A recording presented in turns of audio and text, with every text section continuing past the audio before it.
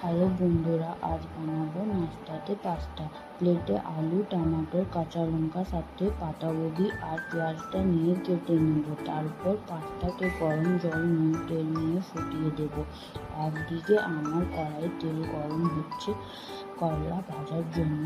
সাথে পাতাকপি, আলু, টমেটো কেটে রেখেছি দুপুরের জন্য।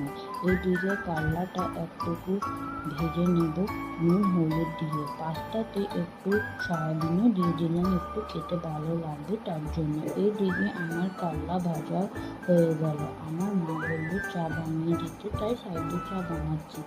তারপর কড়াইয়ে তেল গরম হলে কাঁচা লঙ্কা, পেঁয়াজটা নেড়ে চেড়ে আলু দিয়ে একটুকু ভেজে নেব।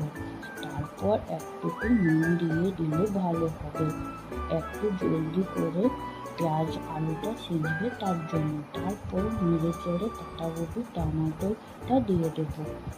তারপর আবার নেড়ে চেড়ে নেব। তারপর সয়াবিন দিয়ে দেবো, ভালোভাবে নেড়ে চেড়ে নেব। তারপর নুন, হলুদ, গোলমরিচ, আমাদের ওজি ম্যাগি মশলা দিয়ে দেওয়ার পর ভেজে নেব। তারপর পাস্তা দিয়ে ভালোভাবে ভাজার পর সয়া সস আর পাস্তা সস দেবো। তারপর আবার নেড়ে চেড়ে নেব। তারপর ভাজার পর আমাদের পাস্তাটা রেডি হয়ে যাবে।